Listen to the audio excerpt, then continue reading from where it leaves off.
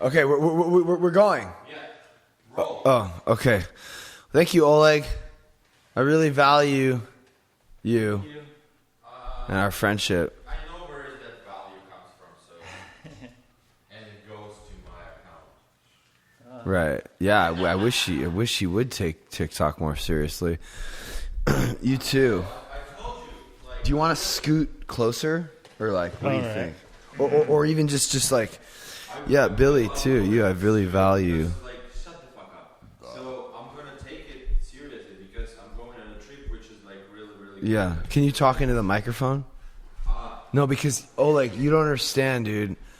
This is like serious. Like I'm talking to these, like I'm doing a podcast right now, so you can't just like talk to me from over there. If you want to talk to me on the mic. Okay, so I'm gonna do. Okay, my name is Oleg. I'm not alcoholic, but I drink sometimes. But Very rarely. very rarely. But I like drink, but I don't like drink. So basically, I'm drinking when I wanna go and party. That's why I'm drinking. Party. Party, yeah, or like So you I know. thought he said potty, like he was gonna go potty. And then I drink in Vegas. That's really good. I drink in Ukraine, which you can sit, smoke, and What do they drink there? Beer or what? everything like vodka, beer. So these are directional mics, so you have to talk into the I front. talking into talking here. That's good. You can move it too. I know. You can move it also to not block your face. So let's see. So okay, so why I just my charcoal is over there. So basically, I'm gonna go on a trip to East Coast, from West Coast to East Coast. I'm gonna drive in all the way because there was like kind of my dream to drive like through all state, but right now like it's gonna be like maybe 5-6 states. Maybe I'll like if I'm not gonna be tired, so I'll go a little bit like up north, and I'm gonna go to Arkansas, like what's the Mississippi? This fool has 2,170 followers. Maybe I should go with you. Just yeah. Because my friend told me to come visit. Courtney said I should come visit. without even trying. He has You 2,000. can go with me, but only thing there is like I don't know where We'll you split gas. I don't know where you can sleep because like you can take a hotel. That's not a Okay, problem. come on, but I'm- guys. shut the fuck up. I'm talking to Billy. Where are you gonna sleep? So I'm gonna sleep. So here is the thing because that's why I'm actually wanna make my TikTok because it's really like complicated. So I'm gonna sleep. I'm gonna stay in rest areas. So I search everything. So you can sleep 24 hours in your car, but no camping. At the rest area in Texas, New Mexico, Phoenix, but not in New Orleans, Florida. Not allowed. So I'm gonna like sleep 3 nights at the rest areas. But inside your car, just Inside my the car. seat back. Like Yes, that? my seat back. I'm gonna drop my seat, and there's gonna be flat floor. What kind of gas mileage do you get? I would say.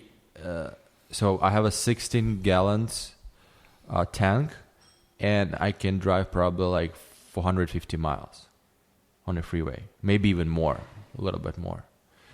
Average, like maybe like 27, 20, because I have 4-wheel drive, so that's why it's like got a little bit. So basically, like you can come, Because I have a monster van. Like we could both sleep in there comfortably. We like put hammocks and shit probably. But how long does that take?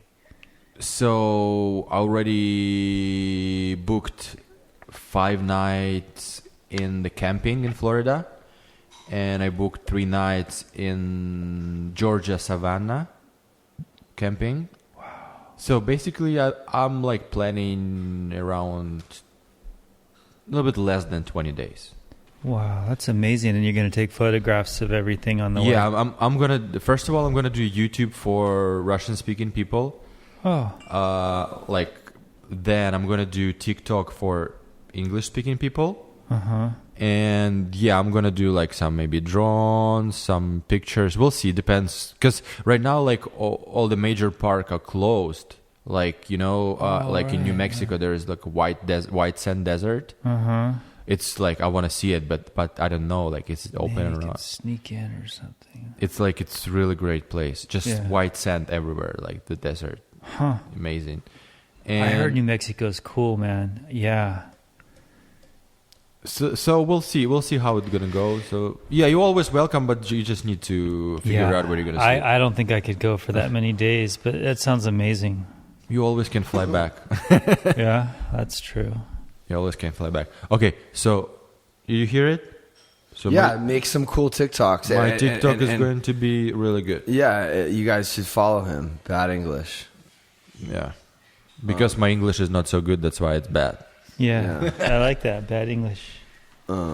So Billy, so you're fucked up. What's going on? I'm already feeling better. I think my mind I was going on Billy power instead of God power. You know how that happens, right? Yeah, I just got all baby mom upset because, we're just starting to make it. We live in a nice house. Look, we lived in a freaking garage. We basically climbed out of the gutter somehow. Yeah. Pat helped a little bit with that, or a lot. And we live in a comfortable house in a nice area, and it's all kind of God shot stuff. But now she's chose to like make, in my eyes, poor life decisions, and she's going to leave, which is going to be a money pit instead of a money building. And then I have a daughter, and then I don't know. And she's got this Indian, by the way, doesn't like being called an Indian. I guess in Canada, you're a First Nation or Native American, but you know what? Fuck that guy, right? Is So, he a Christian?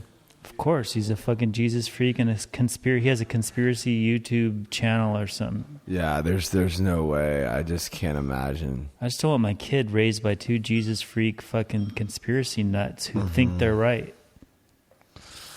Yeah, I just can't imagine that working because no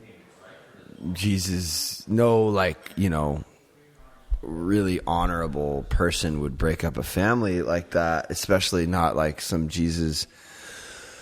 A Christian, a good Christian shouldn't be doing that kind of shit. So I just can't imagine that he's. And if someone doesn't have that, if someone is, acting without integrity and doing shit like that, it'll show up again in their life later. Like, it'll show up with her. You know what I'm saying? Yeah, but by then she'll have made her decisions. Yeah. Poor life decisions, as I call them. But I could be wrong, and I could just be negative. You know, there's a lot of good scenarios that could happen, too. I'm just happy that I can switch over and remember that higher power, even my daughter has a higher power. And, it doesn't have to be some polar in Jesus thing, way up in the North Pole with Santa Claus and her Indian chief boyfriend, fiance, and I don't know. It's all good, actually. It's all good, and it's been all good, and it's a lot of lessons, a lot of learning to lose. And I'm not even so worried about losing her anymore. Just my daughter. It's just fucking fear and a bad attitude, and I didn't meditate this morning like I do. Can you please try to keep it down? And I'm going on Billy Power, and Billy Veronica, Power just doesn't work. Please.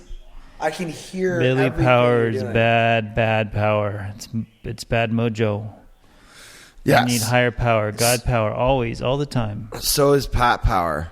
Pet power, I've been like, it's bad. it's just more. More.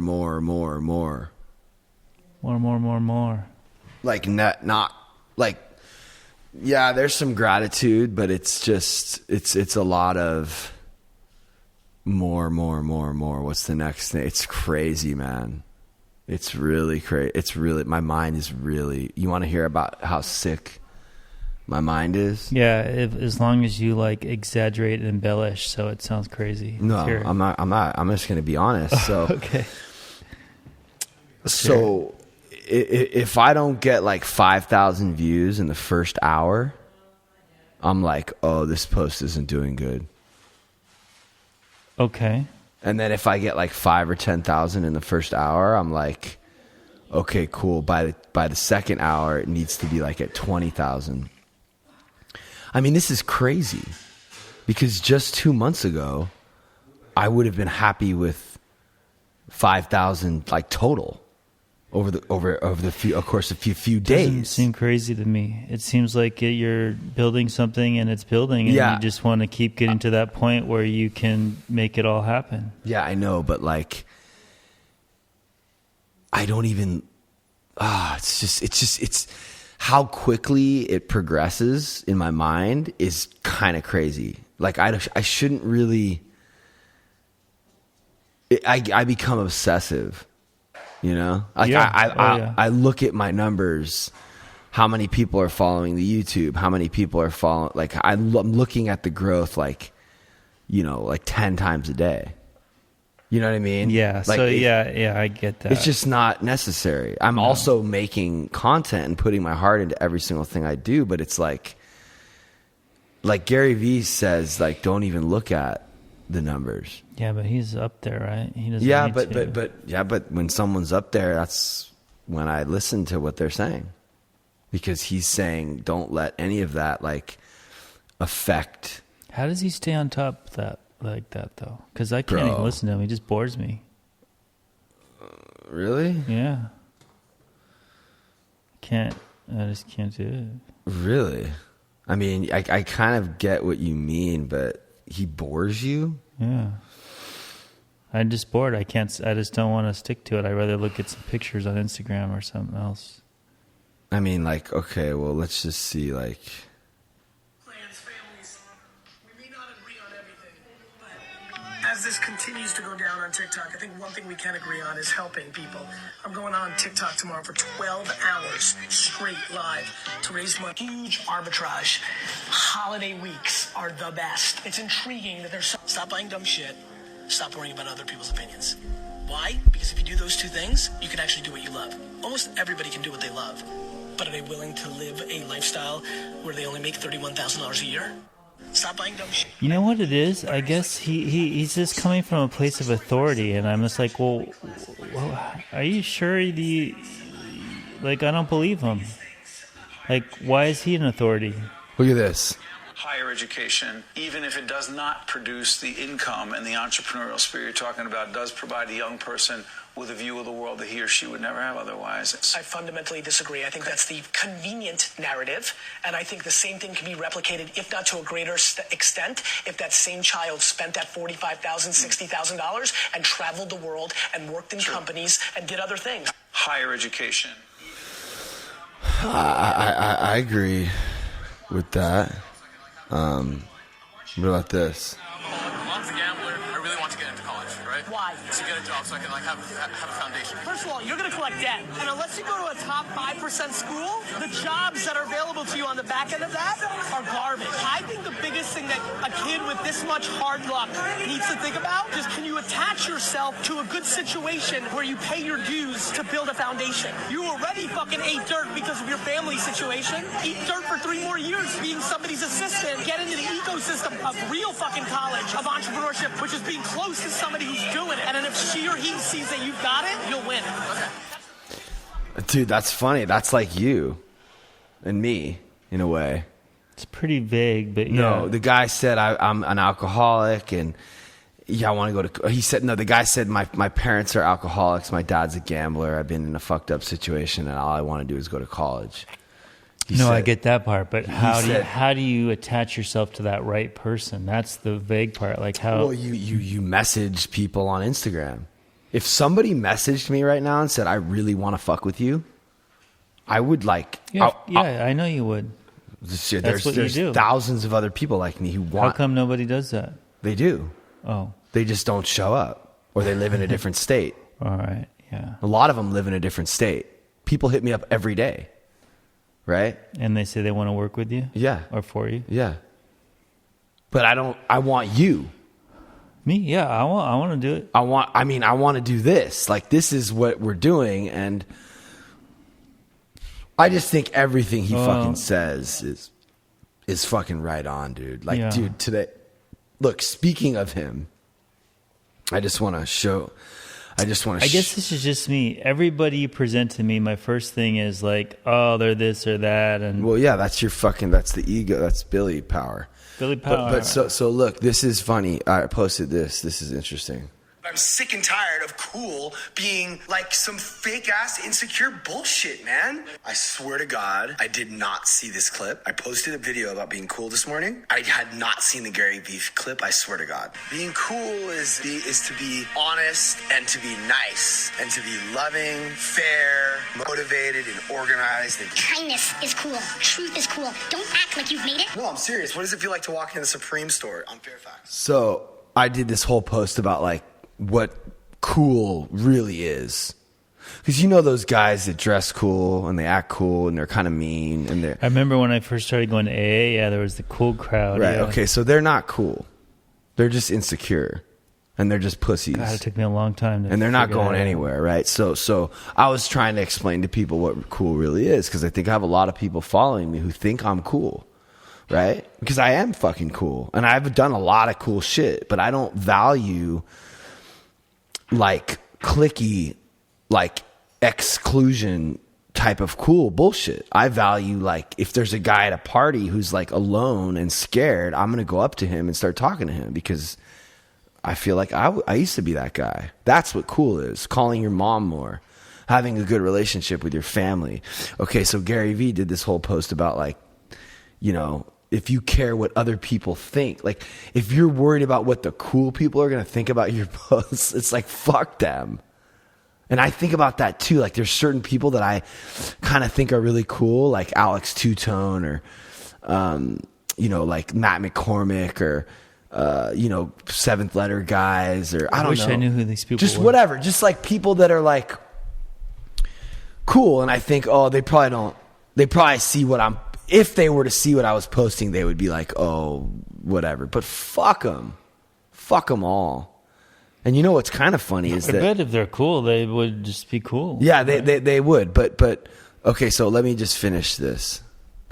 It sucks. Why? Because you feel less than. Yeah, because they're too fucking cool for you. Fuck Supreme. Fuck all the people that work at Supreme, and fuck all the people that work at Susie. Because when you walk into those fucking stores, they think they're fucking better than you, and they're just fucking insecure little bitches. That's what they are. Yeah. I'm sorry that I get angry. Be fucking nice before I Little. I know. Just gotta turn you. I know. Do you want to know why I get excited, though? Because it's his life and death. They're just assholes, you know, and it could cause a kid to go and feel worse about themselves. Because I was one of those kids. I'm sick. Wait, what are those stores? Are those Supreme. It's a clothing Stussy. store? Yeah, they're on Fairfax. Like that's the fucking pinnacle of like streetwear, cliquey, cool bullshit. If you go to Fairfax, which is like near Melrose, and you go into one of these stores, there's like skaters hanging out, right? And they all kind of know each other. I'm not saying right like you've been there. I'm saying like you get what I mean. Yeah. And they're all cool. They're dressed like Odd Future, Tyler the Creator, and like all these fucking. Tyler's actually probably pretty nice guy, but like I don't know. It's just you know that kids are intimidated by you when you're like one of the cool kids, right? And you should take that knowledge and help inspire younger kids who are feeling insecure and lost. Help motivate them because you're already on top. Like you already have all the connections and you're already... Well, what you're talking about, I was just talking about this, and I even wrote on this. It's empathy. So, you know, I think some people have empathy. They just do, maybe because of the situations. Okay, so we have a real problem here. You talk empathy. really quiet and I talk really loud. So I've overcompensated throughout the past couple months, but it's like it's never enough. I don't know what. Okay, I know what to do. I just have to turn me down and you up. No, but I do that. It's like look at the wavelength. The one in the middle is me, and the one on top is you. You see it? You know what? Actually, maybe if you could see what it looks like, it might help you. Okay. Because I'm always looking at that and making sure that we're like. I mean, you don't need to like. You actually don't really need to even worry about it because it might throw you. But the point I'm trying to make is it was cool to hear Gary Vee say. He always says that type of shit. Yeah. Like, be honest. Don't waste your time at college. That one's not tight enough at all. You see how there's like a gap under here? Yeah. No. Yeah. You got it. Fuck. Well, okay. Sorry, that's It's okay. Yeah, and that can mean so much to a kid too. Because when you're a kid, when you're like a teenager, and before, it's tough. Well, that's why I get so upset. You're so insecure, and like one cool person being nice to you can make a big difference. But then it also goes the other way. One cool person being a dick. It could be terrible. Right, so that's why I'm upset. And it depends how much of a dick. And like these kids are like, maybe they're like on drugs or suicidal or they're going to their favorite store. I don't know. It's just like, it kind of is that serious. It's pretty serious. For an alcoholic like me, it can mean life or death. Like, if I was a kid and some people I look up to took me under their wing, who knows? It might have made a big difference, I know that going to placement and juvenile hall made a big difference. Huge. I don't know where I'd be right now if that I didn't get taken out of the situations I was in. Pat ran away. I don't know why. But yeah. I mean, I even look at the police who took me away sort of as like guardian angels or something. I mean, I don't typically like the police, but they really rescued me. I mean, they fucking rescued me from, I'm about to say some shit here, but a known child molester's house. That's where I was living when I was, I don't know, how old was I? 12? 13? It was some pretty weird shit, but he had money, bought me clothes, took me places, all the good food. I was just telling how when the police rescued me and took me to juvenile hall, and then I went to placement in the boys' home, I was living with a known child molester in his house with him up in near Magic Mountain. I'm not going to say his name, though. That's actually where that incident happened, where I went with Elliot. Last time we did a podcast, I had a long night. Oh, up there, yeah. Fuck, man. That was literally what happened. We just posted that episode. But you were saying you lived with this person, and how was that related to what we were talking about? That's how I became a ward of the court, because the guy had a reputation. A ward of the court. Yeah, so my parents were no longer in charge of me. And he was? No, like the courts were at that point. At that point, I was in the system. So they had lost their right to be my parents. Okay, but what does this guy have to do with it?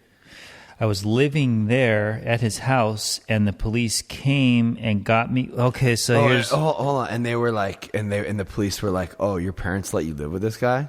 Well, no. So we all ditched school and did drugs in a house. And I guess one of the teachers followed us or something. And they later came to get us in trouble for ditching school. And I don't know why I let the police in. I mean, it was dumb. But I let them in, and that was it. They it's really kind of foggy, because not only was I living in this situation, I was also doing drugs, and I was 13. When you're a young teenager, you're just not like an adult. You just don't know. You don't know things. The things that are important to you then, that are so important, you later on figure out aren't maybe a big deal, but at that time in your life, you're developing. And point is, I don't know all the details. I don't remember. I remember one night I was going to stab this guy with a steak knife, though. He was a big, overweight dude. He had some kind of digestion problem, so when he pooped, you could see like the food undigested. Whoa. He had these really weird porno mags, like hermaphrodites and shit, under his bed. Wow. That I used to go look at. I don't know why I'm telling everyone all this. Now they're going to really think. whatever, it's my life. That was my Yeah, life, you know. that was There I just- was at 13, then I got rescued and I went to juvenile hall for a long time. That was just a guy that you got to know for whatever reason. And he had other boys, and other boys were like into him. They would cuddle up with him and stuff. Wow. And I never like, you know, was down for any of that shit. But What did he offer that you? Why did you keep going back? because I was poor and I was hungry, and my mom was a fucking nut, and she was like a hoarder. So our house was those hoarder houses where there's trails, and she had Wow. writing all over the walls and little newspaper articles all over the walls, kind of like in A Beautiful Mind. Do you remember that? Yeah. And and she was really a mess, and she looked like a homeless lady, and it really affected me. I mean, I couldn't feel like a normal kid living in that situation. And he bought me good food all the time and nice clothes and put me in a school. And my mom found this guy for me to go live with. He put you in a school. My mom found this guy, put me to live with him because I was complaining about our situation. And that's the best she could do. And it turns out he's a child molester. Of course. Of course. Right. But whatever, you know, those were different times too, I guess. And I'm not saying my mom was sane. Well, you know what I'm dealing with. Speaking of parents, like right now, the main thing I'm dealing with my therapist is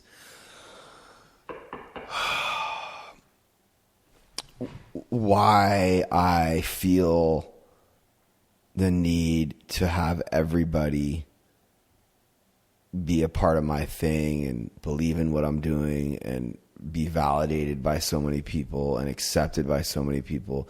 It's because I was abandoned by my parents as a child. How old? 3rd grade. How old are you in 3rd grade? Like 8 or 9 or 10? I don't know. Yeah, something like that. All throughout my young teens and shit, you know? So that's the root. And I can't imagine what your shit, you know, you have feelings of inadequacy, I'm sure too, and insecurities and vulnerabilities, and like you're never going to amount to anything, or you're not worth anything. And it's that deep down inside, like that's the thing I need to look at. So I can feel good about myself. So I can. Yeah. You know, fundamentally what happens when your parents do that is you just feel unwanted, like kind of like trash, like sort of worthless at some kind of core level. Like you're not that important to have, like they didn't protect me from things. Yeah. All kinds of shit happened. Yeah. I mean, I'm surprised I'm almost 50. Somehow I made it. Yeah. But most of the bad shit happened in my teen years, in my childhood. And while your story is very different from mine, I think we both suffer from the same abandonment issue. Mm-hmm. And I'm not saying my story is bad. You know, I used to be on the pity pod, and I led with my story.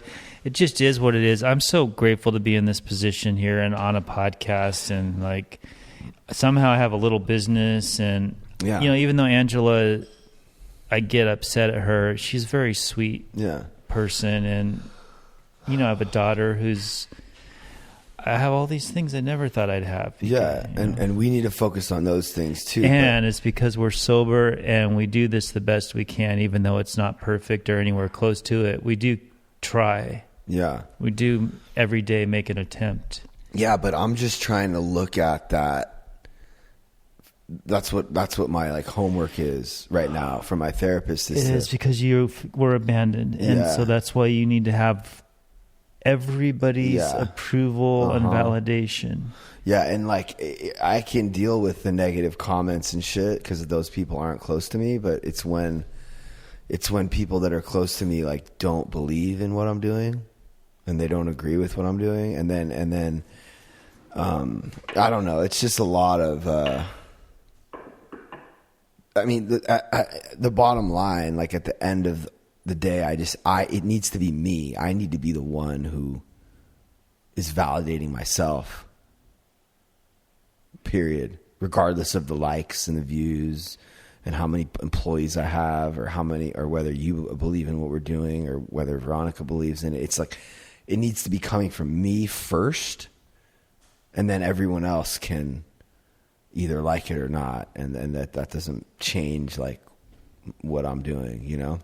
Well, I think that's where you and the higher power relationship kind of goes. Yeah. Because it's always just you and God. That's this. I've heard it said there's only two relationships. That's you and God. That's it. Everyone else is kind of that's a dream. They're kind of that's one relationship. There's only one that matters, and that's the one. That's the one between you and God. Yeah. Or if you don't believe in God, maybe you and higher self, or well, yeah, and that's why I'm saying it needs to come from me. Yeah. Like myself or God or the higher self, my higher self or whatever. And that's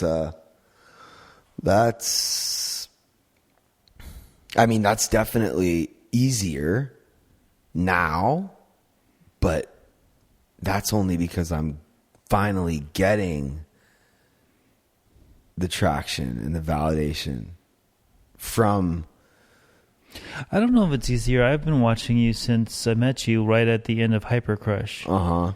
And I think you've been doing the same thing as like the AA stuff. You surrender, you start talking with higher power in that relationship. And But what I'm saying is I have a little bit more confidence right now because this thing is like really working. Oh. That's what I'm saying. So I'm getting my...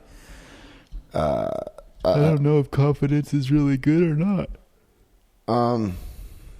It seems like when good shit happens, it's when you're humble and you're not. It's not that you're not confident, but no, I'm not saying it's good. I'm saying I don't know if it's good or bad. I'm just saying that that's what it is. It's I mean, look, I don't think it should be coming from. Well, I don't know though. It's like if you get success, shouldn't that help motivate you and inspire you and help you believe more in what you're doing? Yeah, but that's not confidence. That's inspiration.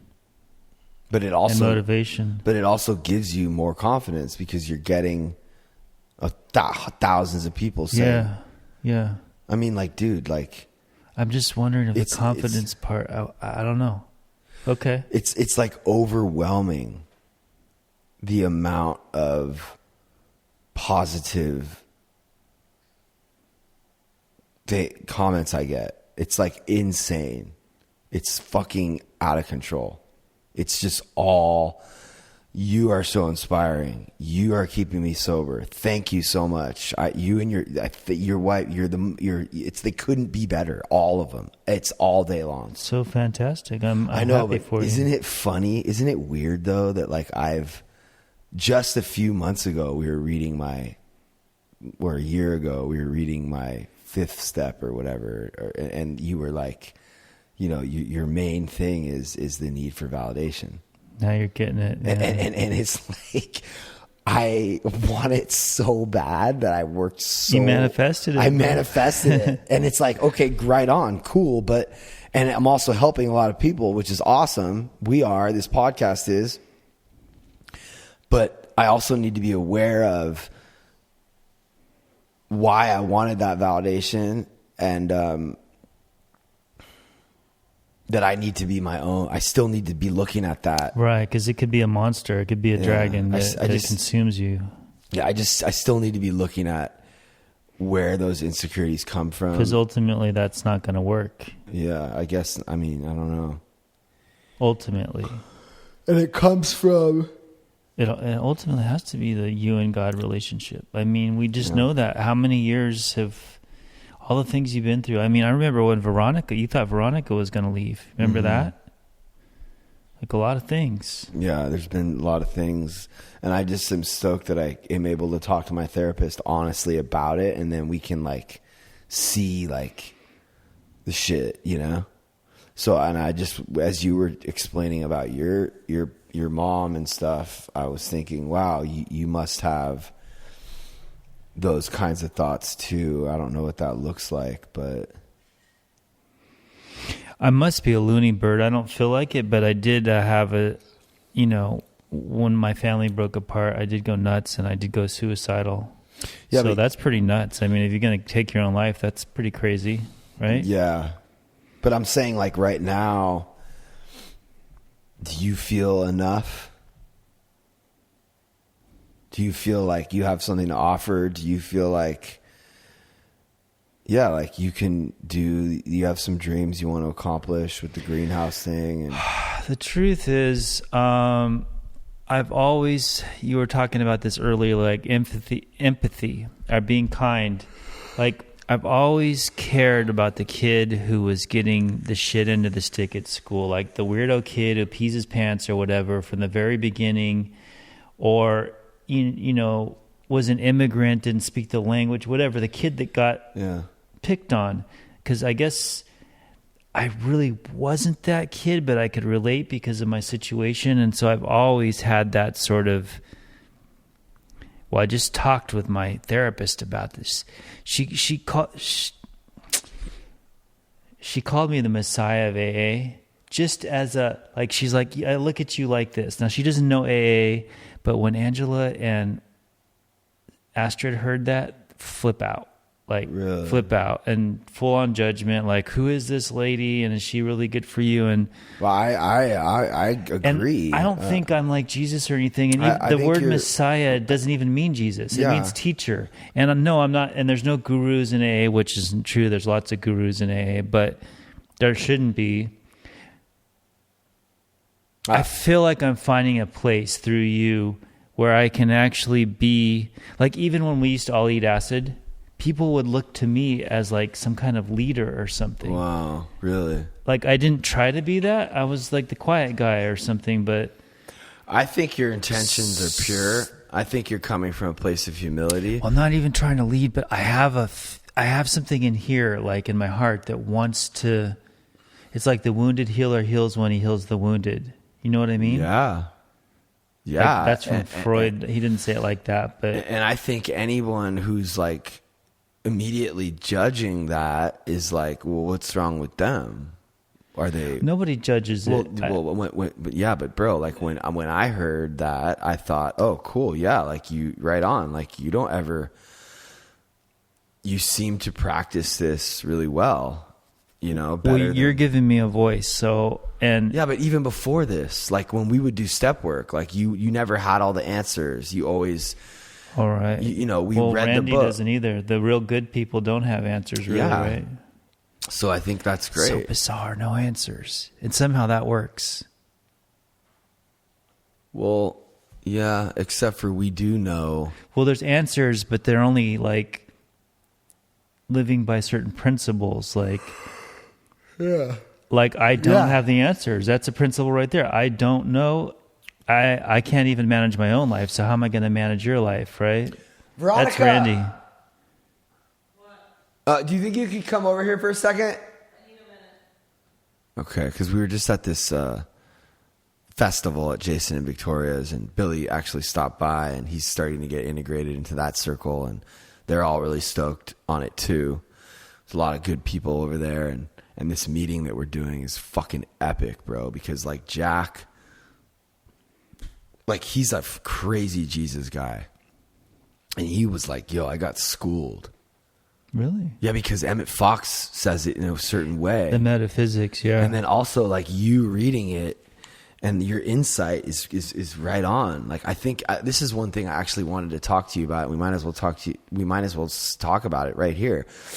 I think that the way the meeting should happen is before we start the meeting, we should outline what the meeting is, right? So you read a paragraph and you can share either on the paragraph or on your experience with the paragraph, or you can just share about what's going on in your life right at that moment.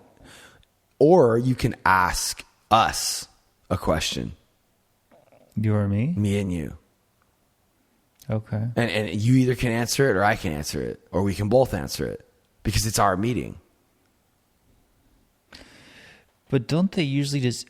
I guess that's how prime time is. It how they do? Well, they asked the speaker a question, Yeah. but we're not really going to have speakers, or are But we? maybe we should though. Like each Yeah. night, someone gets to, because it'll give them a sense of Yeah. belonging. And But I don't.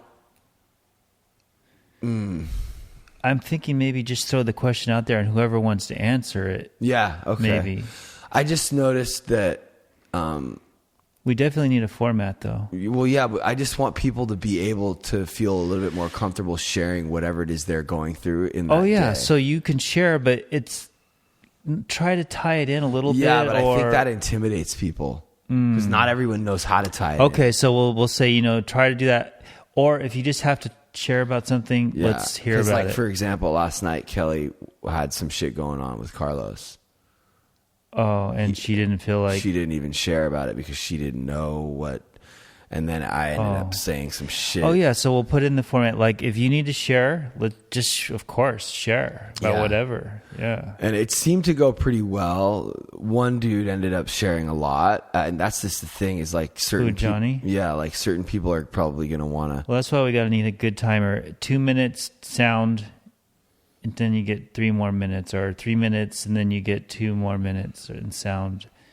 But like, what if somebody wants to say something after every single time someone reads a paragraph? You know what I'm saying? Maybe we should limit it to 3. Yeah. Because some people can't control themselves. Right. Yeah. I don't know. I just like... making sure everyone knows at the beginning, like, yo, read the paragraph, but then just share whatever you want to share. Okay, so read the paragraph, share on the paragraph if you feel inspired, or share whatever. Like, I think that people... We'll write it in a way that it sounds right. I think that the people that can share and relate it to the paragraph will, and the ones who can't, won't, but maybe they will start to understand how to. So maybe the person, so like for example, last night Kelly will read the paragraph and then she'll share her pain with Carlos, right? And then someone else will be able to like tie it into what she just read. Right. Or whatever we all just read. Because we're all, no matter what you read out of sermon, you can always tie it back to whatever's happening in anyone's life. Yeah, it's just that way. So I think it was actually pretty cool. It was actually everything. I'm glad no one was like against it. Everyone seemed like they were on board. Well, because we're like, me and you are really doing this. And we're really sober. And they know they're in a place that is comfortable and safe, and they know that we encourage, I don't know, there's a certain energy here that's like cool, like whatever you guys think, Right, but even the Jewish dude, because they're not all Jesus-y, so even he was cool with it, which is nice. Yeah, it's cool. And there's going to be new people coming, and I'm not Jesus-y either. Like, Jesus is cool. Yeah, and I even said like, we should write something, because I even said like, whether you believe in Jesus as the Son of God or not is fine, is not important. The thing that's important is that he may have been a man. That's actually not even important either. What is important is that the shit that's written, that's being attributed to him writing it, is really amazing stuff that we can live our life by. And it's the basis for the 12-step program. So that's it. So we should write something about like whether or not you believe that this man was or wasn't whatever people think he is. Like, he wrote some really cool stuff. Yeah, maybe just a short paragraph. He wrote some really amazing stuff that can help us live our lives, and that the 12 steps are based off. So we're reading this because it really, and by the way, what we're talking about right now is the Sermon on the Mount, which is a book, Sermon on the Mount by Emmett Fox. So it's his interpretation of the Jesus Christ sermons that are in the Bible. And he breaks it down so like there's all kinds of principles to live by in there, which if I read I wouldn't know. I wouldn't be able to pick it apart like that. If you just read out of the Bible, I wouldn't know. Yeah, if you just read "Blessed are the meek, for they shall inherit the earth," I'd be like, that's weird, because they seem like the ones that get stepped on all the time. Yeah. Right? So and then he goes on to describe what the word meek means, and what the word earth means, and all this. Like, bread doesn't really mean just bread. It doesn't mean food. Bread means give us this day our daily bread. Bread means all the necessary things you need for life. Everything. And Yeah, also money, clothes, food, health. Yeah. So tell me about this weekend a little bit. I'm curious. So I was sober. Jack was sober, and this other guy, these two pasture guys. Jack was 100% sober? Yeah, he's never really done anything in his life. Oh. And he's a virgin, low key. So wait a minute. So let me just ask you real quick. How is he related to the whole group? He's friends with Jason and Vic. He went to the Philippines with us. Okay, so he's just a real good friend. And I wanted him to come. He's going to do the podcast next.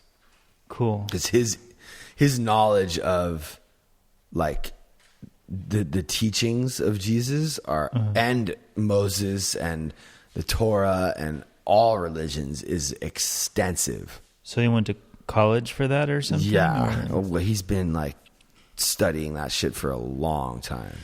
And he's a cool guy. He's not, you vibe him. He's a cool kid. You vibe that? You didn't really vibe that. You didn't really get to know Well, him. I didn't think he was a not cool person. Yeah, but- he's pretty amazing. And he has a lot to learn too, right? And he's open and like so I want to have him on next. But so yeah, this weekend I was sober and Veronica asks me or tells me, includes me every time she's going to take mushrooms or do a drug. Hey Pat, just letting you know I'm about to take some mushrooms. How many times throughout the weekend did she trip? Like 4 or 5. So more than once in one day? Yeah. So on like day 3, she's coming up to me for like the 4th time or the 5th time. And she's like, I just took, and it started to become like, I'm not going to take, like I just took. And I'm like, well, you're supposed to tell me before, but she ends up like doing it without planning on it. And then she doesn't want to like walk away and tell me and then come back. You know what I mean? So it's, and then on the 4th, so I had already posted like 2 or 3 videos of her telling me and my reaction and explaining that like, I just want to feel included and I'm sober and this is okay for me. And then by the 3rd day she had said it and I was just kind of like, I'm actually just kind of over. I'm kind of over it. Yeah, I saw that. Yeah, at this point. And you wanted her to stay sober for a day. And then she said, yeah, I'll stay sober for a day. And she did. And then towards the end of that night, she said, I don't want to stay sober anymore. Did you see that one? No. So I'm actually kind of curious about Angela. So this is the post that got 186,000 views and 28,000 likes and 790 comments. That's like a lot, bro. Like Dom hit me up. He texted me. He's like, bro, this shit went, bro. That's crazy. This one. Because this was kind of like already at the end of the night or at the end of the trip. And it was like a lot of people had a lot to say about her inability to stay sober for one day. She must be an alcoholic. But like they don't understand the context. She's at a party. Everyone's tripping. We're at a festival. And she didn't need to get high that day. I kind of just said, do your thing. It's all good.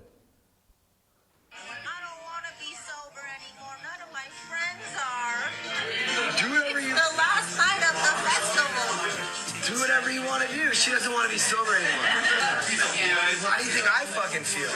Yeah, I even know what I know about him. Right. What do you guys think? Should she? What do you want to do? You want to take acid or what do you want to do? I don't know yet, but I want to take something. You can be sober, but I need to get some of that ass tuna later. I can be sober and you get that? No. You get to use, but you got to give me something in return later. Some good. This is day 4 of us pretty much. Nice. Yeah, man. You made a bargain. It's day 4, maybe. Yo, turn that shit down. I'm doing a video over here, dog. Oh, I thought you put that on there. Candy apple? So did you hear what Tim said? No, I couldn't hear as loud. Yeah, he said, this is day 4, bro. Like, you have a right to be annoyed at this point. And then I'm like, turn that shit down, doggy. I'm doing a video over here. You know? Yeah, but under the context of festival, everybody's fucked up. They're letting loose. No, it's fine. I just wanted to share with you. I just want to give you some context. And maybe she does have a drug problem. I don't know 100% that she doesn't. Yeah, I don't know either. I'm pretty sure she doesn't, but Yeah. I mean, Either way, she's your wife, and you guys are doing it and living together, and it's working out. But like, not one point, not a single point in time on the whole trip was she like out of control or even really looking like she was high. That's just because she doesn't do it like the way we do it. Well, right. She doesn't take 10 hits at No, once. she doesn't. You know what I mean? And she didn't. She's just... Yeah, they're smart. I wish I knew that back then. I thought you got to take more, man. I wanted to lose control. That's what I was going for, man. Yeah, see, so she's not. So a lot of my followers are sober. Yeah. So they see that. How many? Like half? I don't know. How would I know? A lot of them, right? They would tell you, I guess. So. There's a lot of them, right? So, and they respect or want to get sober or were sober or are interested in sobriety. So they're like, oh, your strength, you're strong, you're so inspiring. I would never be able to hang out around those people, blah, blah, blah. So then they see her and they're like, they're putting their own shit on her because we don't even understand how somebody could take drugs responsibly. But people can, and she does. Well, it seems now that we're starting to understand, but God, it was like satanic in AA to even like entertain that. And I could, it is because in the beginning, you can't fuck around. You got to let your friends go. You got to get out of that. Mm-hmm. I mean, at least most people do. I certainly did. I could not be, because you're fucking jonesing hard, man. Like I had to sit on my hand. I had to sit on my hands at night and like go to 5 meetings a day and like for sure. But it's not easy at all. It's almost impossible. But what happens when you're 15 years sober? Then things change, right? So it's like it even says in the book, we don't like avoid these things, yeah, right? And I mean, to be totally honest with you, the week I got out of rehab. Your situation's different. Yeah, it's been different. Yeah, everyone's is different. But the week I got out of rehab, I was like around some old friends and they were drinking and I was like, fine. I don't know. I just think you have to be honest with yourself and like, I don't know, man. Like, did you really do the fucking first step or not? Because if you really do it, look, I'm not saying people should. Did you just get sober or did you try for a while? Because I tried for years. I tried for years. Oh, okay. But when I finally... Yeah, when you finally do it, it's like you're not even you. It just happens. When you finally surrender... So maybe you could be around shit. I don't know. Yeah, I wouldn't make it hard. I wouldn't tempt... No, but I also wouldn't like stay home for a really good friend's birthday. And like I also wouldn't avoid going to that party. Just because you think there's going to be drugs but I would let my support group know what's going down. For sure. Yeah. Well, I always told my sponsor everything. Yeah. And I would even like call him if I was at a party.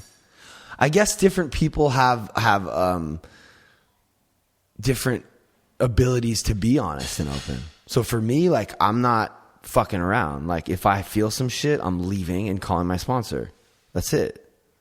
I'm not doing... When you're ready.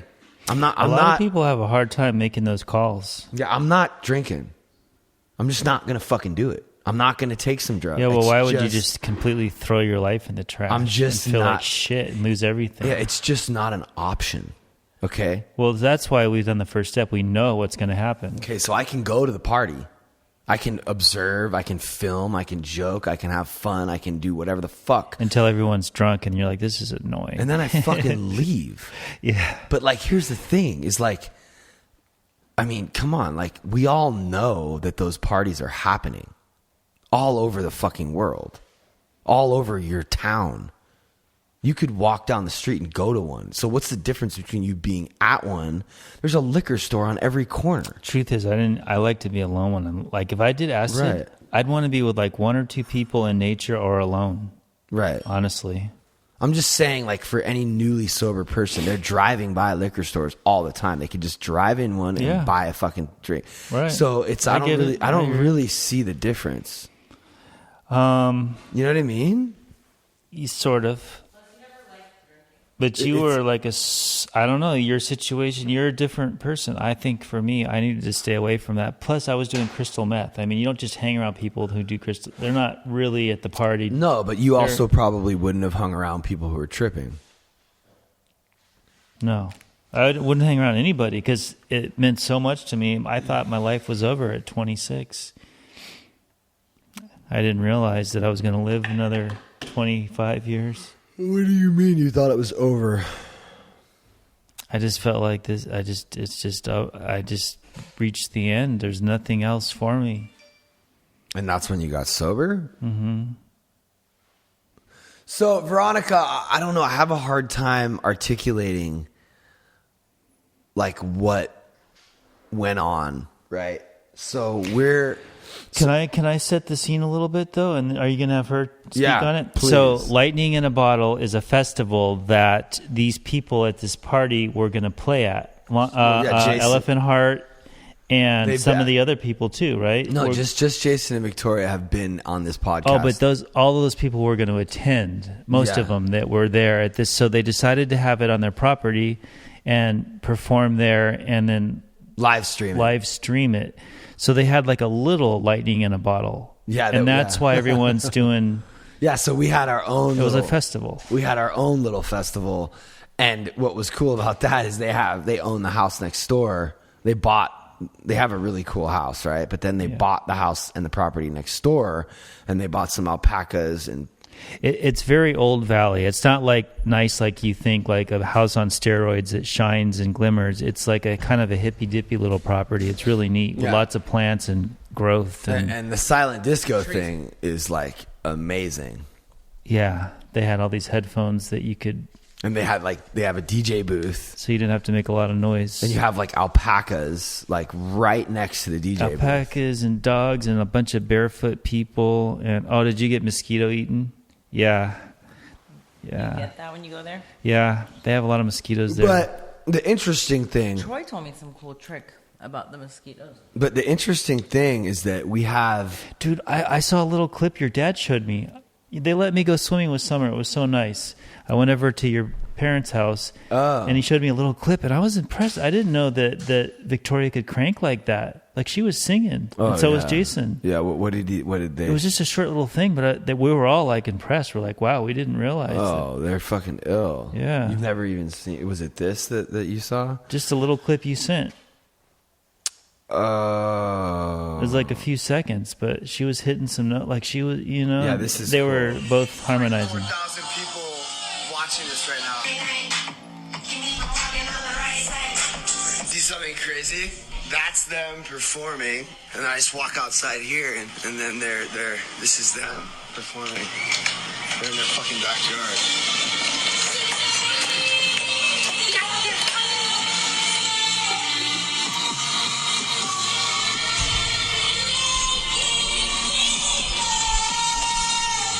Oh, you brought Dino finally. No need to cry anymore. All the comments are positive, and it's like fire. It's funny, they're still wearing the same clothes when I was there on Friday. They just don't give a shit. Like, yeah, they're like, she's like a little animated, like little Japanimation character. But the cool thing, this is the really cool thing, right? So we have a little mini war happening between like sober people and not sober people, right? On my, so she takes drugs, right? And, I mean, bro, like I'm just going to read some of these comments, right? I live for these videos all day, every day. Y'all are my damn relationship goals. Keep being you. Okay, this one got 543 likes. How's she going to say, well, I'm not doing... How's she going to say, well, I'm not a drug addict, but she can barely stay sober for a day? So right, but they didn't realize all her friends at the fest. We know. We get it. But look, 543 people like that comment. That's a lot. Everyone who is saying V is an addict clearly isn't paying attention. They're having a quarantine festival where they planned to trip the whole time. 428 people liked that other person's comment. Wait, well, I see it. They have a point. Good Lord. She can't go a day being sober. 229 comments. So I responded to the person who said, everyone who is saying V is an addict clearly isn't paying attention. I said, wow, thanks so much. I can't believe how short-sighted people can be. It's all love, though. So here's another one. The manipulation of language is powerful. 10 people equals festival. Last day equals last chance ever. I'm not a drug addict. I only use drugs daily. So you see how this person's getting kind of in 160 people like that. So you have different people all having an opinion. Yeah. And then the hundreds of people are liking every content. Of course she got high. She's an addict and you support her addiction. You guys are in serious trouble. 165 people like that. Did she say she's not a drug addict? Get every video I've seen of her, she's high. Okay, so this is happening, right? And the next video I post is this. And it says Silent Disco. I love my friends. Some of us have been close for 20 years. And it's Victoria, like, on a one wheel. So grateful I can enjoy myself sober, regardless of what other people are doing. This is what it sounds like. Was Victoria tripping more too, or did she just do that one night? She was tripping. Me and her did the same amount. Yeah, it was nice to have someone who likes to do a small amount like me, because people will always be like, you're fine, you can take more. And then I don't like when it's too intense, because I have some anxiety sometimes, and that's actually something I've been trying to work through, because what am I so afraid of? So Veronica just sat down, so now she's here too. So you guys tripped together basically the whole time, like the little small amount? She didn't the first night, and then she did the next 2 times. Yeah. But just well, and then there was one day where I did it. But twice in a day. So I did 4 times. When you start losing control, you get anxiety? A little bit, yeah. I like it, but I can get in my head sometimes. Sure. And I used to do that with edibles, with weed. Yeah. Or just, like not only edibles, with weed too. But I read this, I listened to this book one time that was How to Change Your Mind on Psychedelics. We talked about that once before. And it says that a lot of people trip out because you think that you're doing something wrong, like a parent thing. So I've gotten past that with weed, and I believe that mushrooms and acid will be the next what weed was, because it was used in the past for therapy, and mushrooms have been known to be healing and et cetera like that. But they'll be the next thing to be legalized, but there's 2 parts of it. One, you want to keep your composure. 2, a lot of it is with him. I feel like I know that when people are drunk and sloppy, he doesn't like that. So I don't ever want to appear to be too fucked up, even though it's a different kind of annoyance when you're fucked up on drugs, I think, Well, acid, yeah. I mean, I don't think, unless you really go nuts or something, you just end up staring at a wall or something. Right. But yeah, sometimes I just start to hyper focus on stuff. And so that's kind of what I've been working on. I remember always trying breathing. to lose it, take as much as I could. I wanted to lose my mind, but I never really did. I just got a text from someone. Holy shit. Almost 3.5 hour podcast. I can't wait to sit down and immerse myself in this. Really? Well, that's amazing. This is the guy from Norway. What's so It's funny our is biggest if we were actually at a festival, I would have eaten way more drugs. Oh. Because why? That's just what happens there. Oh. Like Molly and things like that. Or I mean, I pretty much ate everything this weekend. Mushrooms, Molly, and acid. Like candy flipped and hippie flipped, which I have never done. I've done... No, that's a lie. I have done that. But that's just what you do at a festival. You just get lost. I guess. I mean, I remember... my parents were really strict when I was young. What's a so candy? I didn't get to do a lot of that. Like, I had done it a couple times, and then I did get You're sober. actually lucky now because you have good stuff. It's available. You don't have to buy it on the street. Like, it was always a troubling thing, except for a few times where it's nice when it's just available and you don't have to worry about all that stuff. Yeah. But, yeah. So do you think you're a drug addict? No. Absolutely not. No. No question in your mind. No. I mean, yeah, I smoke weed every day, and like, if I've been playing with the idea of like taking a break, but I'm like, the only thing that really interferes is like that I eat too much, probably. Like it's a battle to not munch, and it's something I'm like trying to fight because I feel like I should be able to break through that. So what does your day look like? Do you first thing or later in the day, or? I usually don't let myself smoke until I've worked out. That always has to be. Or if I have like paperwork to do or certain tasks to do, I kind of give it to myself as like a reward. Things that are hard, like if I have to do book work or like reading or emails, I won't smoke because it's hard for me. But like, if it's like cleaning, it's funner to do high. I smoked some before. So sometimes I'll finish working out and then I'll smoke and then I'll get ready for work. That's nice. You get to work high. Yeah, and I didn't for most of my career, but I have a different type of career. Like I used to have 10, 15 people a day. Wow. And now I have 1 to 2. So being high, I get to be creative, and it slows me down, and it makes me like...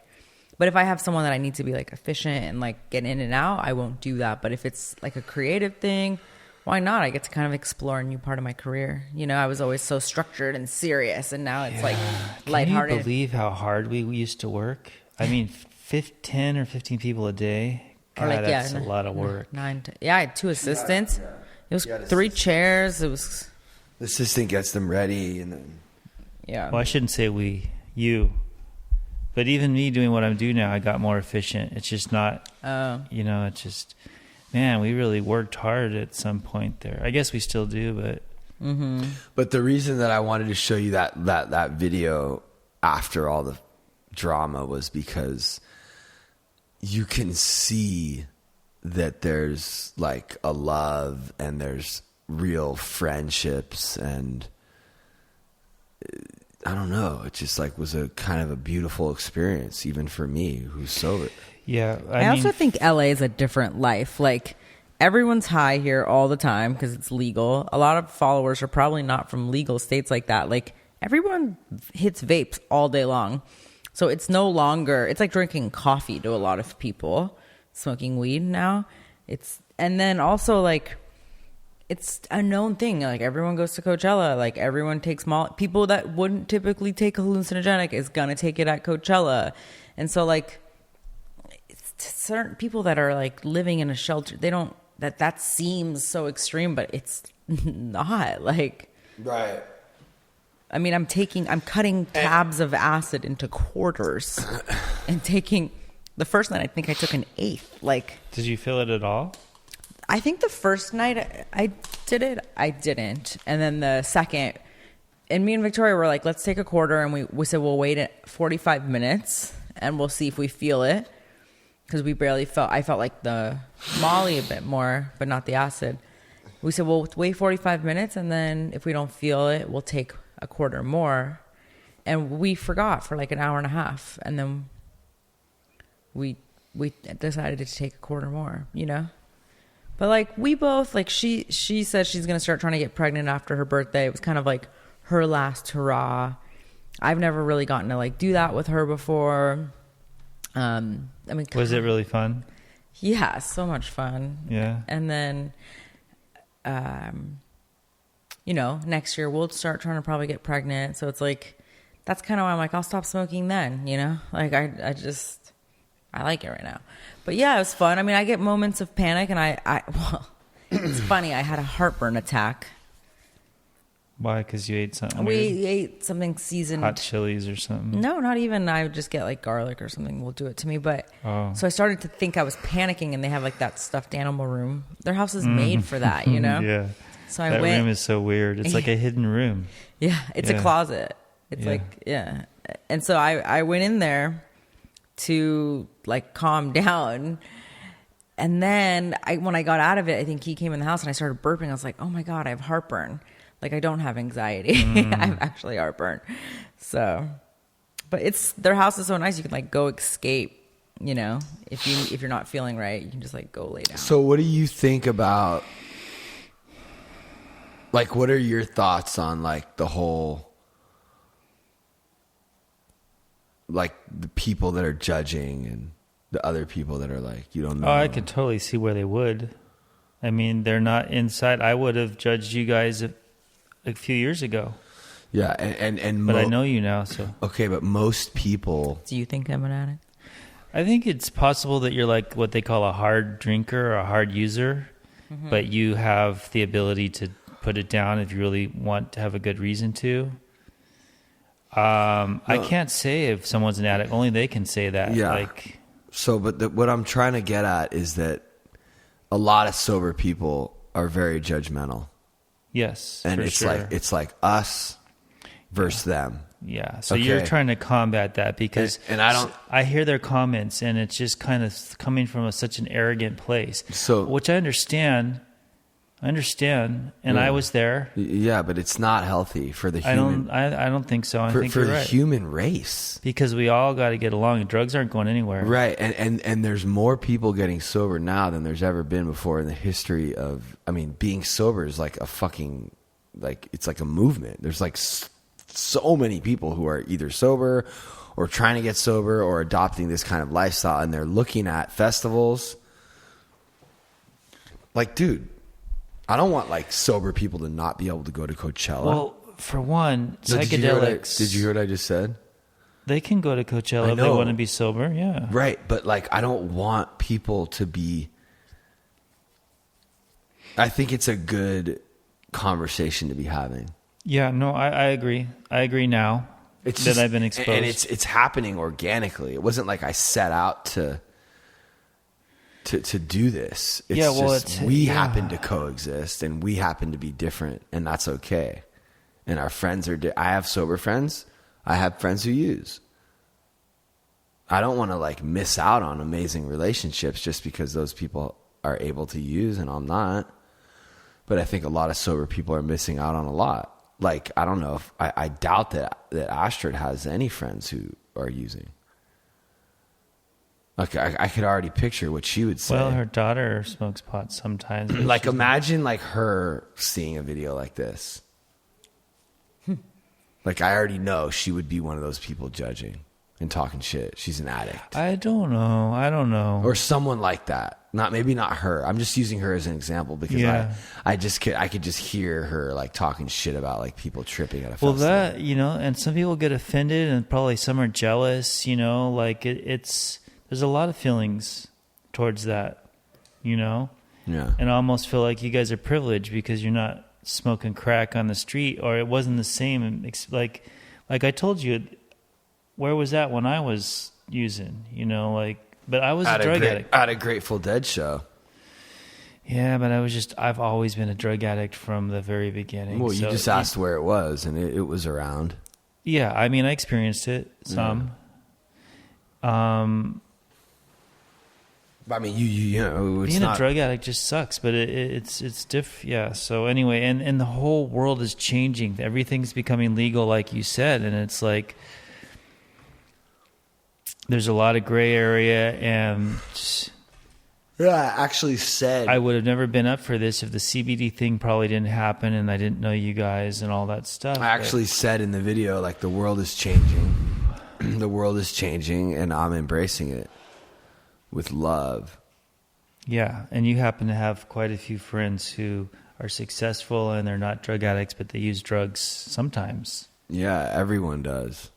I think everyone has access to people like that. That's the weird thing is the sometimes that I just can't relate to. I can't. There's just such a word connotation around the word drugs, because like it's like all drugs are under the same umbrella. You know, like I did drugs this weekend, but the way I take mushrooms is like drinking alcohol. You know, I don't like to drink alcohol. Well, alcohol is a terrible drug, though. It's one of the worst, I think. Like, it fucks people up. They get obnoxious. They crash their cars. They get in fights. Well, people say, like, alcohol and drugs, you know? Like, so people drink, and it's, like, acceptable to have a glass of wine or a cocktail at night. But when you do drugs on the weekend, instead of drinking, even if I'm doing mushrooms every weekend, I'm a drug addict. And it's like, I don't drink. And honestly, if you take a little tiny bit of mushrooms, I would more than like when you were rather microdosing, have her drinking. not like 0.2002, but like, you know, whatever. I would, a little more than that. Like you feel buzzed. Like it's like drinking. You have the giggles, and then you don't feel shit the next day. You're not hungover. Not at all when you do small amounts. Yeah, I'm an advocate. I think like hallucinogenics are life changing and therapeutic, and that's cool.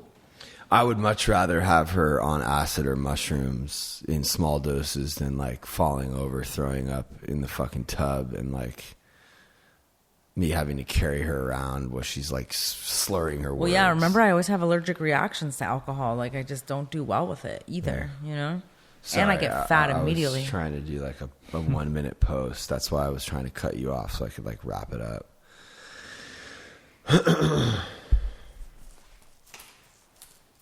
So yeah, she's fucking good. People are fucking gonna judge, and that's okay. Oh my gosh, I posted something today about like that I let myself indulge, and I wasn't like too obsessive about, because I'm trying to find balance within like my like healthy with my eating, you know, like. And how I was looking forward, whatever. I was talking about like health and fitness, and someone wrote, "Watch, the internet trolls are going to say now she's addicted to her health and fitness." They were just making fun of the people that are. Can I ask you a little bit about it? Because I'm curious. Mm-hmm. Like, are you hungry right now? I just ate. Do you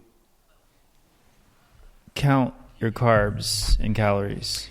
Sarah makes me a meal plan, and I just pretty much stick to that. And then, if I feel like I burned more calories or like lifted more weight, like had a good workout, and I get hungry, I can easily add like some egg whites and some spinach, you know, like I can add a meal. Do you believe that if you went hungry for like a month, like you ate, but you were always hungry, that you would achieve that goal that you're trying to get to? No, because I've had that goal from eating a lot. Most of the time I'm in the best. Like when I've liked my body the most is when I've been eating more. But more like, what do you mean, more than you want to, or more than you think you should, or more than you have in the past? Often, just eating a lot, like eating a lot of very healthy food, like vegetables and meat and protein. Yeah. But a lot. What is a lot though? That's kind of like 7 times a day. So many little meals. 4 ounces of chicken. And do you even do that when you're not hungry? Yeah. Just to make sure you're on your. Right now we're trying to I'm trying to cut carbs, so it's a little less meals. It's kind of hard because I've been eating, I guess, almost 2 extra meals. So now we've cut 2 out. So it's kind of hard. And so why are you cutting carbs now? And like at this just point, because the gyms are closed, so I'm not able to lift weights as heavy of weights. So. I don't have as much muscle. I'm not burning as many calories at a resting heart rate. And so what is your goal? I achieved my goal, but it's just hard for me to stay there. So now you want to go further? Is that oh, you got it, but you just want to stay there. Okay. Yeah, I mean, honestly, the biggest thing for me is I've always wanted to have a flat stomach. Okay. It's for someone who hasn't had a kid, it's just like impossible. It's not impossible. It's just, there's a few things that contribute to it. One, I've worn an apron. I'm just like scratching these bug bites. I know, it's torture. Mosquitoes are torture. And I had a total allergic thing to it yesterday. It was, Oh, really? yeah, I get pretty allergic to them. It's better now, but my ankle was like Wow. so swollen yesterday. I had to take a Benadryl. So I couldn't even hang yesterday. I was like, ugh. Anyways, so wearing an apron all the time kind of just gave me a bad habit. I've never like sucked in. It never like held my muscles in my stomach. I think weed relaxes your body also. So it's another thing. I tend to like walk kind of like fucking, I'm so chill. So part of it's a posture thing. Well, yeah, and I had a frozen shoulder. My dad told me, my dad was a bodybuilder. He told me that it's part of the whole thing is your posture. Like you carry yourself a certain way. Yeah. Totally. And so I've done it with my shoulders because I have big boobs my whole life. So I'd always walk kind of like this because it's like obnoxious, and then I ended up... Oh man, you got to stick those out and let the world see them. Yeah. So I ended up wearing a posture tank top for a while that taught me how to like pull back and pull my shoulders down. And so I fixed that. I know it. So now the thing I've been like really focusing on is holding my stomach in. So that's one reason. Diet is another. Like my body doesn't, like people love keto. My body doesn't like fat. Oh, really? I can have a little bit of it, like, healthy fats, avocado, nuts, but just doesn't like. No, I hold retention. I That's actually like- do better with that's- healthy carbs, believe it or not. What's sweet a healthy potato, carb? sweet potato, Oh. rice, Rice. and oatmeal pretty much are the best. Yeah. Oats I can't do anymore. Which is a And bummer. there's so many like amazing treats out there. For example, like brown rice pasta or brown rice bread. My body isn't stupid. It really wants me to eat brown rice, oatmeal, not oatmeal cookies or oatmeal flour baked goods. Well, And that's all bullshit because there's a bunch of other stuff there's in there, not right? though. There's so many amazing like clean treats. Like everyone has really? amazing. But you can't eat them? It's just I just start to get like a little bit more of a layer. Like to look really lean, like you just are lean. Like you just are. But for someone with my genetics, my diet has to be like so fucking clean. It's crazy. Do you think, with the genetics you have, it's possible to do what you're envisioning in your mind? It is. Yeah. It's just Because I know for me it's impossible. I wanted to have big muscles like my dad, and it's just not possible. it is. You would have to eat a lot of food. Like what do you think? How many calories you eat a day? Like 2,000. You'd probably have to eat like 3,500 calories a day, and you. No, I probably eat that now or more. Really, Steve Love was a skinny guy, and I remember him telling us that he wanted to get buff, and we were like, "There's." But he's not really buff. He's okay. Yeah, let's hear it. He's pretty good. Yeah. Not like my dad though. My Oh, dad yeah, was your a dad was fucking big. Yeah, you would have to do that with steroids for sure. But he didn't do steroids, so he It just was had certain naturally- genetics. Yeah, for sure, genetics. Yeah, no, that's why people use them is to change their genetics. I think to achieve what you can't. I mean, you said when you were doing the HG, you were feeling. I was getting veiny, but not a big muscles. difference. But I wasn't trying to do that anymore. I stopped Were trying. you to lifting heavy enough? I tried it for a while, and I was doing all this stuff. But what happened is, I've always been skinny, like really skinny, and when I would run, my boobs felt like steaks. And I'm like, now that I've like got to this, maybe I got up to around 190. Steaks. Like I've always been lean, and then having all the meat on my body felt strange. So I'm like like, it. wait a minute, I don't know if I even like this really. Yeah, It's funny. No, it's possible, but it takes a long time. So like that's the thing I have to constantly remind myself is that like, it's not a sprint, it's a marathon. And I the only reason I get kind of hard on myself, not the only reason, it's an old trigger for me, etc. But like I have this thing where I'm getting pregnant soon and I'm going to have to lose the weight again. So like I want to start smaller before I do it. And it doesn't, you gain weight regardless when you're pregnant. But I feel like, I have to do this all over again. I got to start all over again. So it's like, it's just in the back of my mind that you were talking about there's a whole big mental part about this, and that you actually sabotage yourself, and that was in the past. I have done that. I mean, I guess it's interesting because I would say so I'm almost at 2 years on this journey, and I know that like I am in acceptance now of like, this is how I need to be and how I want to be for the rest of my life and how I prefer to be. I have a really sensitive stomach. If I stick to how I'm supposed to eat, my stomach doesn't hurt. So why not, right? So I know, like, as long as I stick to this forever, which I will, it will happen. My body will become that body more and more. Oh, okay. Even after you mean because it's a marathon and it just keeps... Yeah, exactly. Yeah. And maybe it even adjusts in things over time, like little things or something. But let me ask you this. So did you ever just not give a shit and just eat whatever you want? Yeah, I've been huge at times. Oh, yeah, I've been a really big girl at times, yeah. What is totally? What is huge? Well, I mean, if you don't want to say, I don't know. I've been close to, like, I stopped weighing myself around like 165, but I got bigger than that. But I'm 5'1", so it's a lot. I was a little meatball. When this is when you were a teen or I mean, 20s, even in times of me dating Pat, I've always fluctuated in my weight. But it's so... Significantly. Yeah. Well, I'm short, so like 15 or 20 pounds does a lot to me. Yeah. But there was, when I was in my 20s, early 20s, I got really big. Yeah.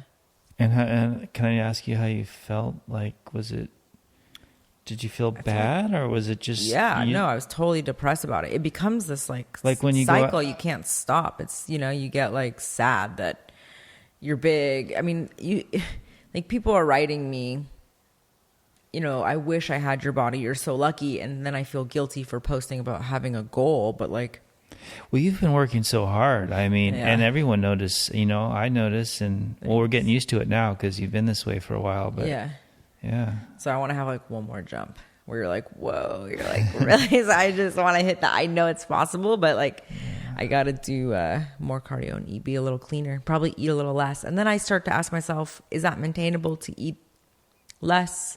Maybe I don't want that. So that's kind of where... Do you find it any more difficult being at home all the time where you could actually...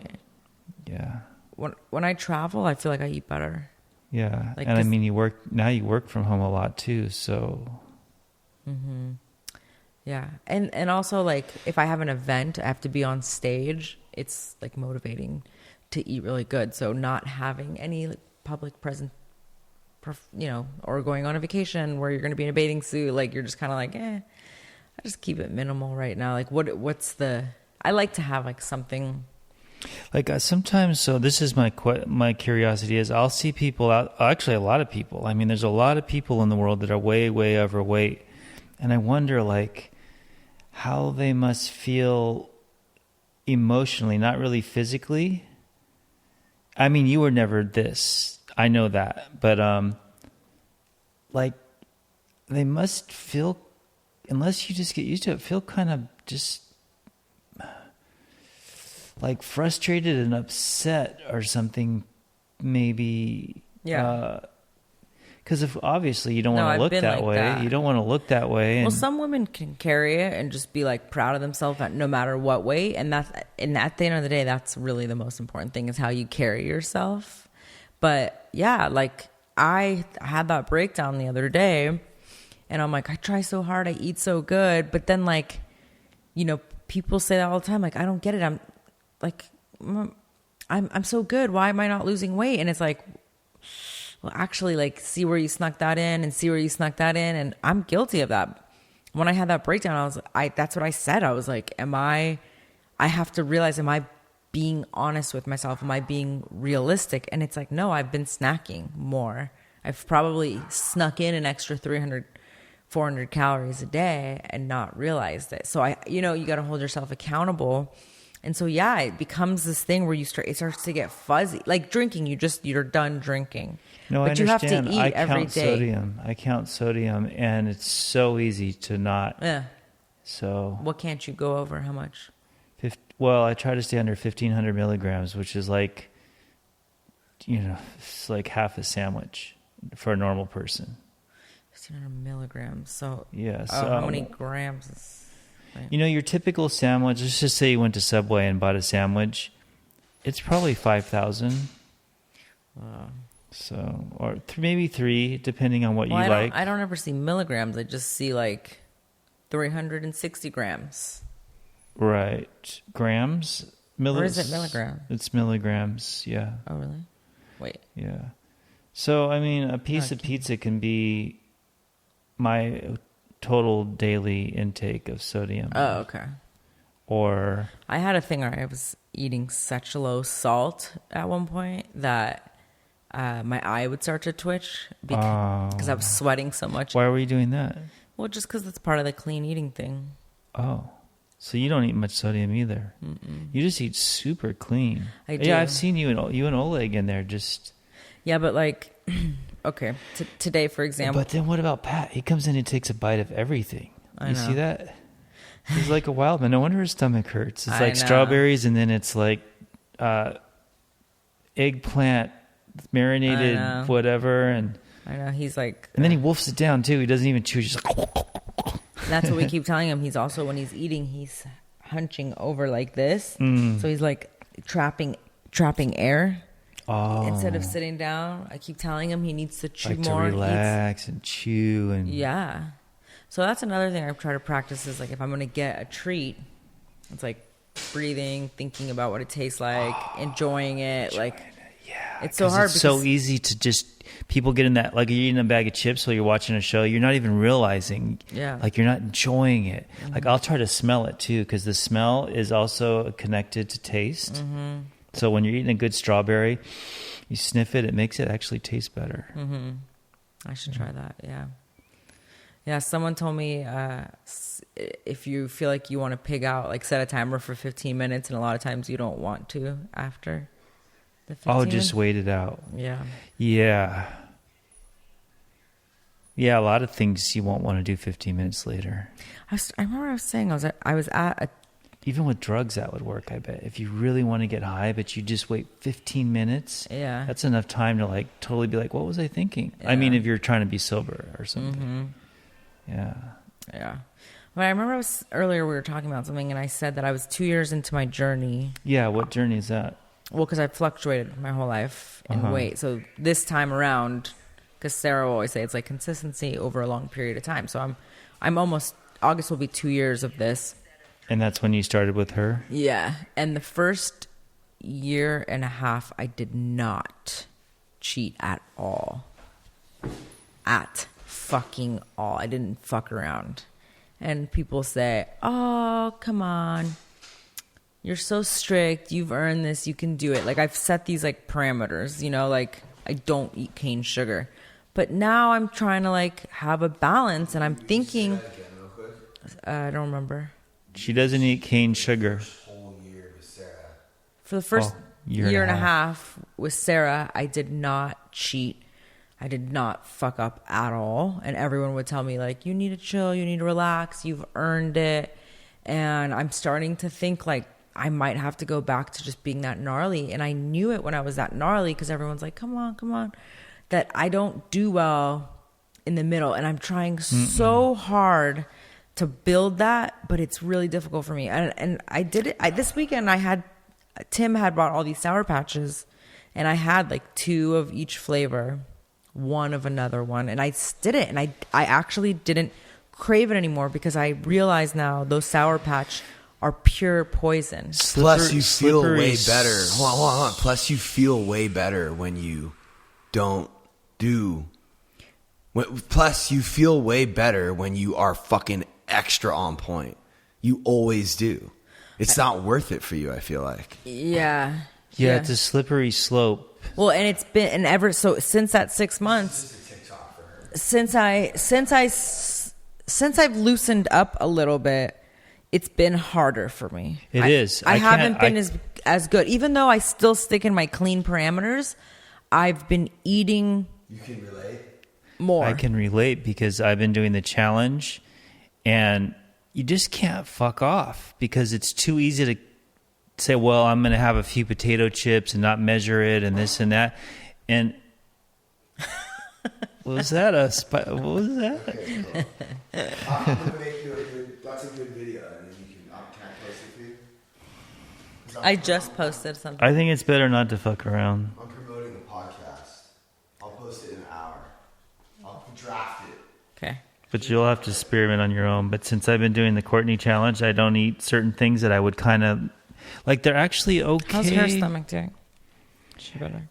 I know she was working at getting rid of stomach stuff. Yeah, I saw some pictures on her Instagram where she's really cut. Mm-hmm.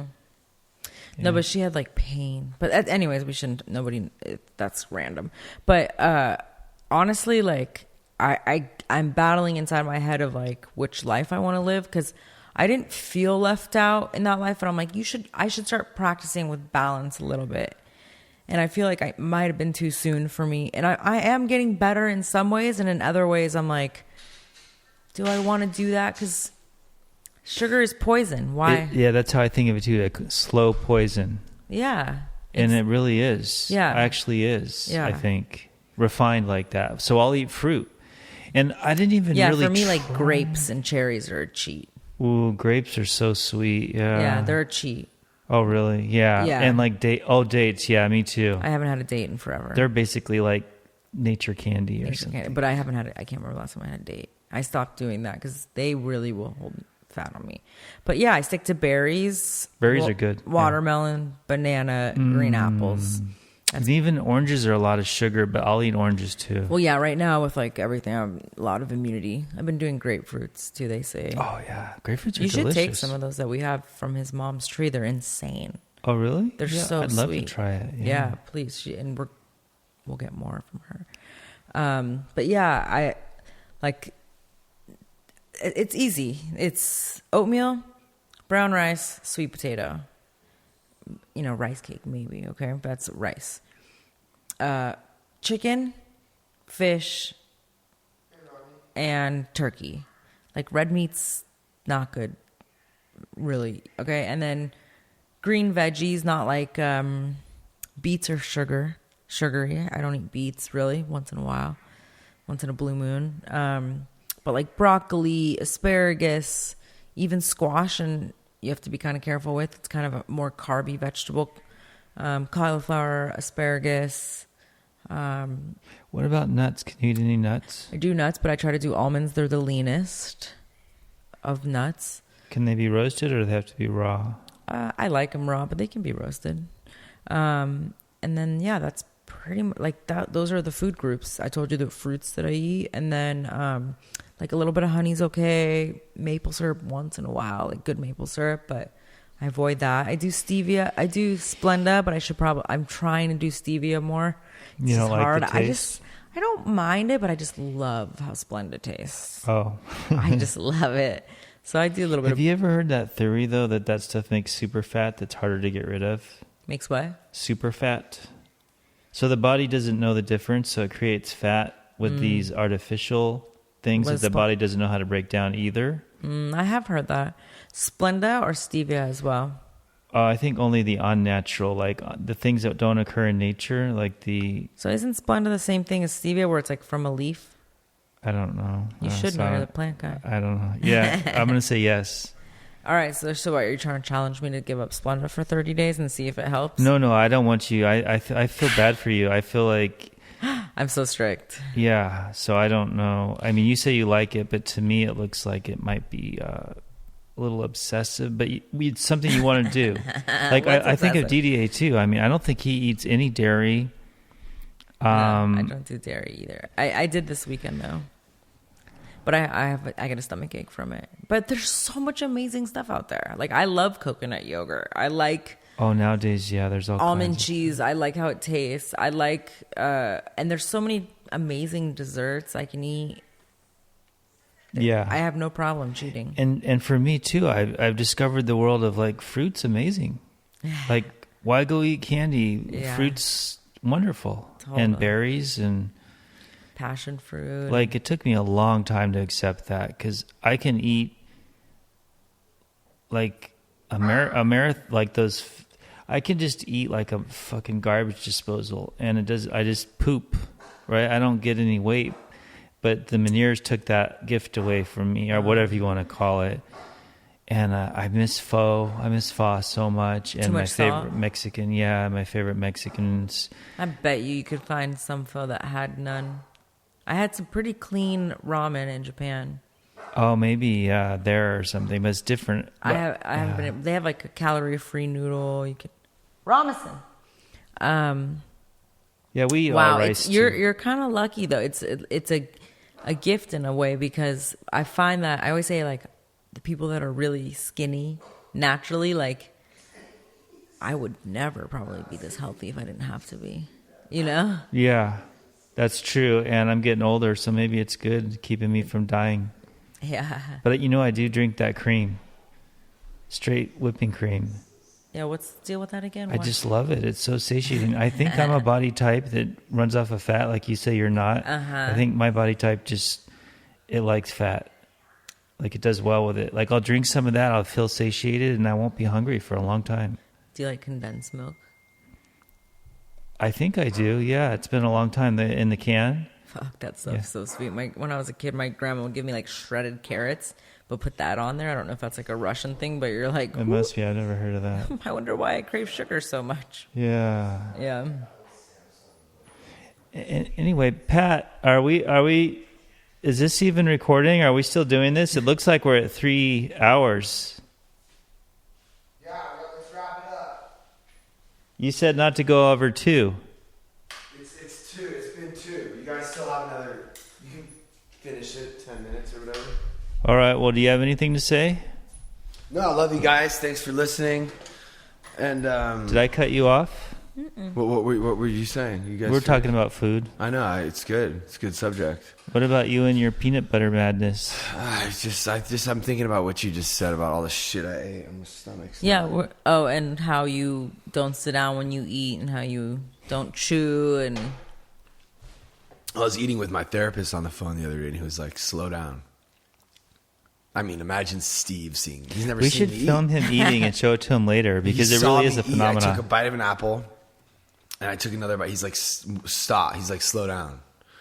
Wow. I don't know. It's just like, I know how I eat.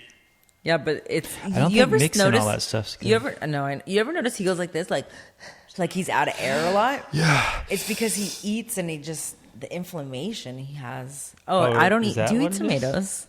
Yeah. Yeah. Is veneer... Nightshades. Is that... I don't know. It's possible. I don't know. Potatoes, I don't eat peppers, tomatoes. I don't eat tomatoes. I'm growing tomatoes right now. They're fucking so badass, dude. Okay, so this Look at my TikTok. You got to see the tomatoes. Show it to us. This is an hour behind, so it's 2 means Oh, really means okay. 1. So it starts at 1. Okay, so 2:45 means we've been going for an Oh, hour. great. and Well, let's keep 45. talking. What else should we talk about? Oleg's also doing it too, man. He's getting really healthy. I can really see the difference. Yeah, Oleg looks like a different person. This is like the healthy house now. Well, no, it's Pat's always- starting to fuck around again. It's always been. No, I want to start buying. Can we start making vegetable salads again? I buy it. Okay, look, I'm gonna make one tomorrow. Okay. What?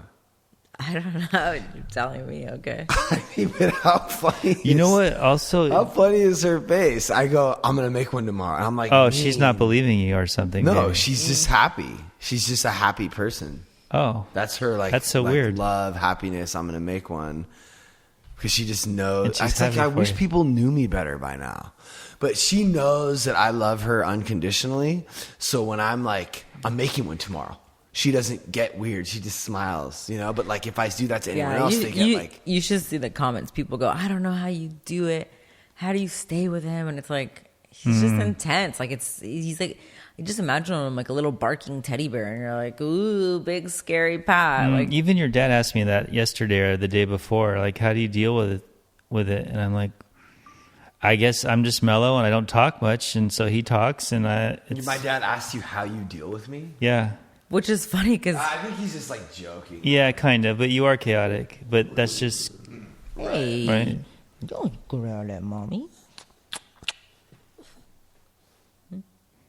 We could call you Captain Chaos. I mean, this is really the best part of life, though. Just us. This is the best part. This is the best part. So you think his breathing thing is from inflammation and not this? He just doesn't Both. practice the deep breathing thing.